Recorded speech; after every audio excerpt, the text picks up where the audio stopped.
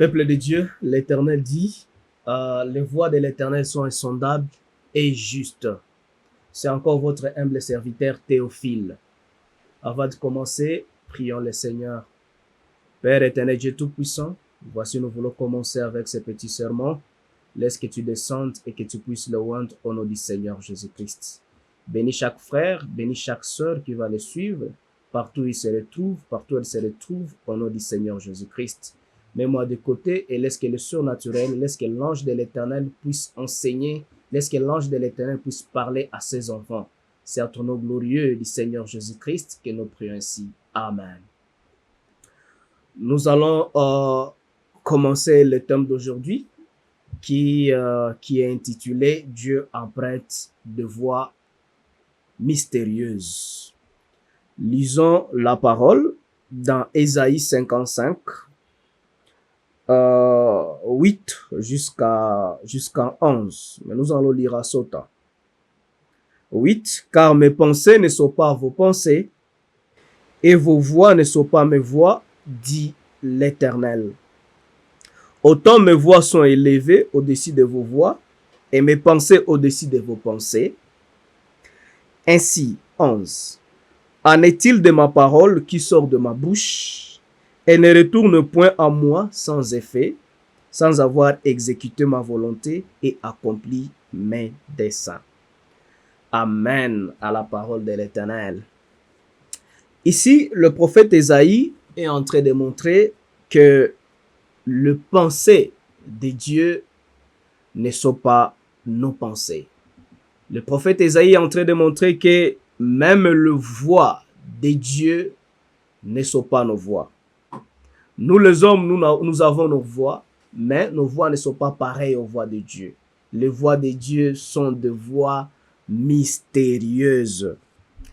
Et ici, au verset 11, toujours d'Ésaïe, il est dit, « Ainsi en est-il de ma parole qui sort de ma bouche, et ne retourne point en moi sans effet, sans avoir exécuté ma volonté et accomplir mes desseins. » Donc, la sortie de la parole de Dieu, entre la sortie de la parole de Dieu et l'accomplissement de Dieu, de l'accomplissement des desseins de Dieu, il y a un temps, il y a un intervalle, il y a un schéma, il y a un processus. Et ce processus là-bas, c'est ce qu'on appelle le voix de Dieu. Mais ces voix sont justes, comme la parole le dit, et ces voix sont insondables. Mais si vous voulez entrer dans le voix de Dieu, vous devez entrer en prière. Vous devez être dans l'atmosphère du ciel. Comme il est toujours dit ici, dans Ésaïe 55, verset 6, « Cherchez l'Éternel pendant qu'il se trouve, invoquez-le tandis qu'il est prêt. » Pour que nous puissions cerner le pensée de Dieu, nous devons entrer dans l'atmosphère céleste. Nous devons être dans la prière. Parce que ces voix sont des voix mystérieuses et nos voix ne sont pas comme les siennes. Maintenant, parlons un peu de l'homme de Dieu ici qu'on appelle Moïse. Moïse, c'est un homme de Dieu, mais qui devait aussi comprendre le voix mystérieuse de l'Éternel.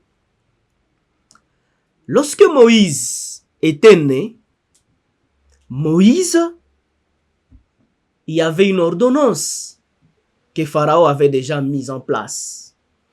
Que tout enfant garçon soit tué. Maintenant, les femmes sages qui étaient en Égypte, mais qui étaient des Israélites, ne pouvaient pas tuer parce que Dieu avait dit « ne tuez pas ». C'est parmi les commandements de Dieu.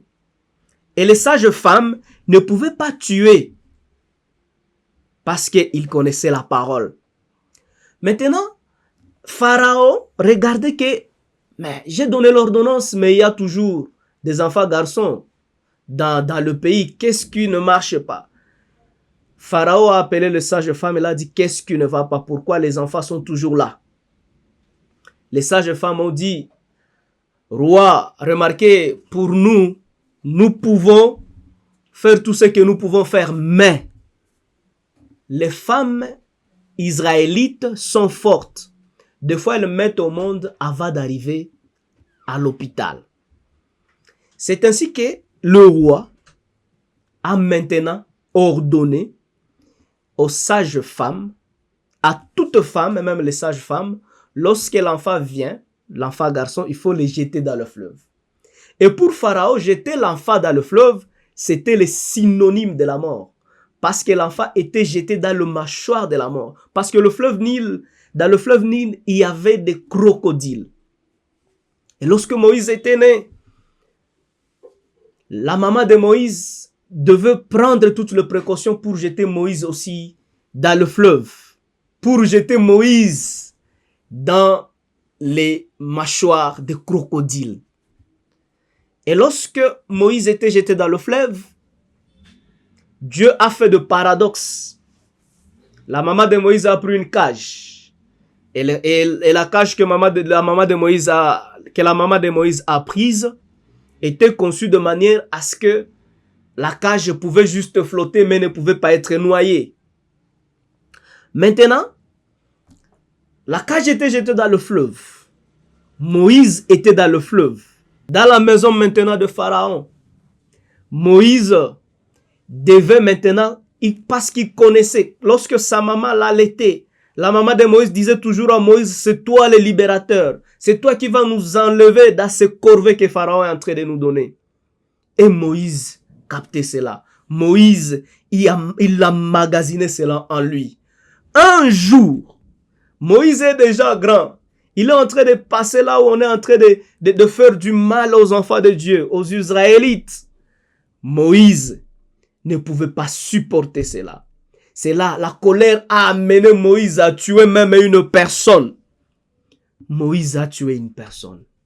Et lorsque Moïse tua une personne, Moïse a été obligé de fuir l'Égypte pour aller dans le désert. Les voies de Dieu sont insondables, elles sont mystérieuses. Moïse dans le désert, Moïse, il pouvait s'affronter avec n'importe quel animal mauvais qui était dans le désert. Il pouvait s'affronter au crocodile, il pouvait s'affronter au cobra, il pouvait s'affronter au serpent, il pouvait affronter des vents violents. Mais tout cela, c'était de voies mystérieuses de Dieu. Remarquez, lorsque Moïse était dans le désert, c'était le moment propice pour Moïse de faire l'expérience avec Dieu. Moïse ne pouvait pas faire l'expérience avec Dieu aussi longtemps qu'il était en Égypte. Il a fallu que Moïse soit écarté, soit isolé dans un lieu, c'est la seule avec Dieu. C'est dans le désert que Moïse a rencontré sa femme qu'on appelle Séphora, une femme de caractère qui a permis à ce que Moïse puisse développer en lui la patience parce que Moïse devait conduire le peuple. C'est dans le désert que Moïse a affronté n'importe quel animal. Et Moïse a eu de l'expérience. De l'expérience, pas seulement avec Dieu, mais de l'expérience aussi avec la nature. Les voies de l'Éternel sont insondables. Alors que Moïse était parti dans le désert, ses parents pouvaient penser que notre libérateur, l'enfant que Dieu nous a donné comme libérateur, vient de partir loin, vient d'aller là où nous ne le verrons plus parce qu'il n'était plus avec eux. Mais Dieu était en train de faire des expériences avec Moïse. C'est dans le désert que Dieu a dit à Moïse, voici le bâton avec lequel tu vas aller délivrer mon peuple. Ça veut dire que c'est dans le désert que Moïse a eu la puissance pour aller affronter la grande armée. L'armée d'Égypte, qui était la grande armée à ce temps-là. C'était dans le désert. Voici comment est-ce que les voies de Dieu sont tellement mystérieuses. Alors que les Égyptiens, alors que les Israélites pouvaient dire, oh, notre libérateur est parti. Jochebed pouvait dire cela. Le père de Moïse pouvait dire cela. Mais Dieu était en train de former Moïse par des moments difficiles. Les moments difficiles peuvent arriver. Et quand les moments difficiles t'arrivent, Ne pense pas que Dieu n'est pas là. Ces moments difficiles peuvent être les voies mystérieuses de Dieu pour te faire entrer dans ta destinée, pour te faire entrer dans ta saison, pour te faire entrer dans le projet que Dieu a pour toi. Quel projet? Le projet de paix, le projet de bonheur que l'Éternel a toujours eu pour ses enfants. Que le Seigneur vous bénisse. Les moments difficiles dans lesquels vous traversez ou durant lesquels vous traversez, ce sont les tremplins qui vous amènent dans votre destinée. Ce sont des tremplins qui vous amènent au projet ou au dessein que Dieu a pour toi. Prions le Seigneur, peu importe le moment difficile que tu es en train de traverser, ce sont des voies mystérieuses de Dieu. Toi, tu ne comprends pas. Mais Dieu est en train de faire quelque chose dans l'invisible pour qu'un jour tu puisses avoir un témoignage, un grand témoignage. Prions le Seigneur. Père éternel, Dieu tout-puissant, ton serviteur, Père, tes enfants, cette sœur, ce frère, se trouvent dans des moments difficiles. Mais ces moments difficiles, Père éternel, Dieu tout-puissant, le plus souvent, ce sont de voix. Le plus souvent, ce sont de voix qui sont insondables et mystérieuses pour nous amener dans notre destinée, pour nous amener dans tes projets que tu as pour nous.